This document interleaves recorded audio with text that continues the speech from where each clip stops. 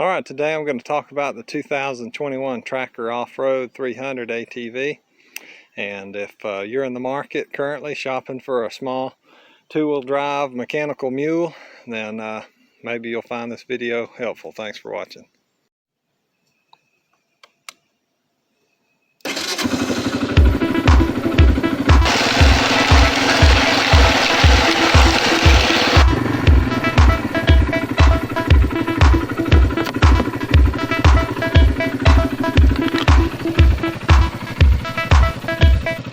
The 2021 Tracker Off-Road 300 ATV.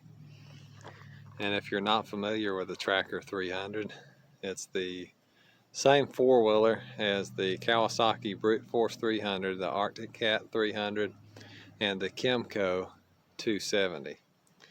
And Kymco is a company out of Taiwan that makes the drivetrain and the motors. And basically Kawasaki, Tracker, and Arctic Cat and Kymco just have different plastic that they put on them, but they're all a Kymco 270cc engine and chassis. I've modified it a little bit. I've got a Copeland back rack. I've got that off Amazon. Comes in handy. These pins come up, the tailgate folds down, so you can use it like a little truck bed if you're working on something, adjust your chainsaw, whatever you need to do. I'll put a gun rack up front. Of course, it's great for a rifle, and it's also great for any kind of yard tool that you need to put on it. It's a liquid cooled engine. You can see the radiator up front here. I've got about 15 miles on this one. It's brand new. And it's a three-wheel disc. Right here you can see the backup pull start. Nice feature.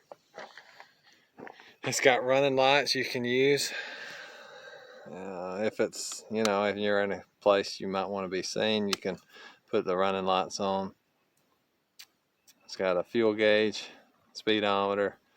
It's got an odometer with a trip meter, and then it's got your temperature gauge, and then a time setting here in a 24-hour format.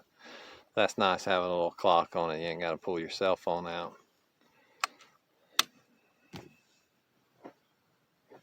It's got a Rev Limiter for reverse, so if you're having to pull something pretty hard in reverse or tow something in reverse, you have to hold that override switch, and that'll keep it from limiting the rev in reverse. It's a simple four-wheeler, so you still got your choke, you got your starter, your emergency kill switch, your running light, low beam, high beam. Another great feature about it I like is the handbrake works all three wheels. I say it's three-wheel disc, and I'll show you that in a minute.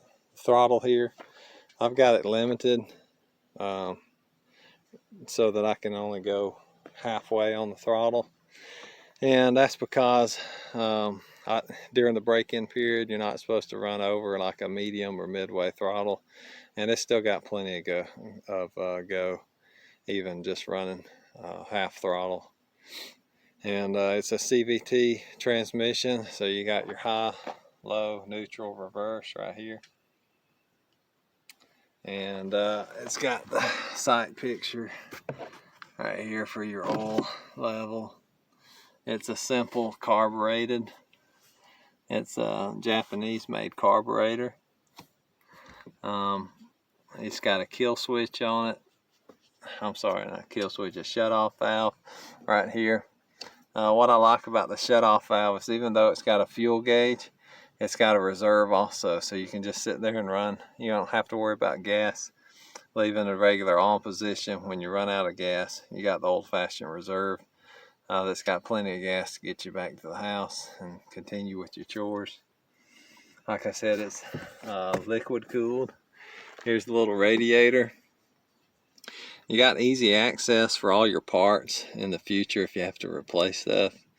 You got your little access there for your radiator fill cap, but that's not where you fill the radiator at. there's a water pump right there, so if you need your water pump replaced or whatever you need to do, it's a lot easier to access than you would think it would be. Under the seat is where you access the coolant fill. So here's the cap here, and pull the seat off, and then you can get right through there to fill your reservoir for the coolant. So you'll notice this wheel back here has 2 calipers on it, and then this wheel back here doesn't have any brakes whatsoever. You've got the shaft drive, you've got the single spring. That's one thing that I really don't like about the 4-wheeler. I would rather have a suspension for both wheels, kind of an independent axle.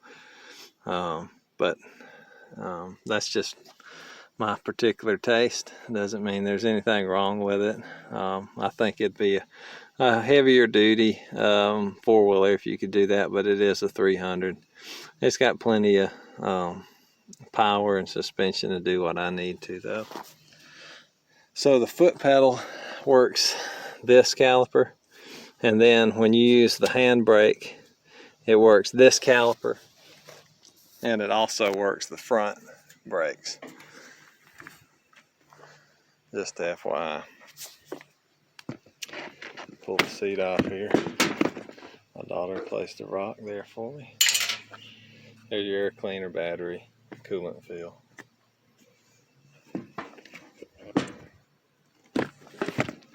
A lot of people don't like the Chinese-made 4-wheelers. While this one's not per se Chinese-made, it is Taiwanese-made. So Kymco is made in Taiwan. In my opinion, there's nothing wrong with these 4-wheelers. They've been around for years. Kymco has been making good 4-wheelers. Kymco started back in the 60s making parts for Honda. So probably not a lot of people know that. And then Kawasaki, of course, has put their stamp on it. Kawasaki's been tried and true 4-wheelers for years. So on their base model 2-wheel drive, the Brute Force 300, if they're willing to stick their neck out for it with their name, then it's probably a good 4-wheeler. It's just a 2-wheel drive model, and it's smaller and more agile, and that's what I like about it, because I'm in the woods and I got to get around trees and through tight trails and stuff like that. And so that's one thing that I really like about the 4-wheeler. It's small and agile. It'll still pull 500 pounds, so you can, hook a chain to it, drag logs, whatever you're doing. And that's what I'm doing. I'm moving stuff around. I'm dragging brush. I'm cutting trees, and I'm getting in and out of the woods, and I carry my tools and whatever else I need to get the job done. So anyways, if you like the video, click like, subscribe. Thanks for watching.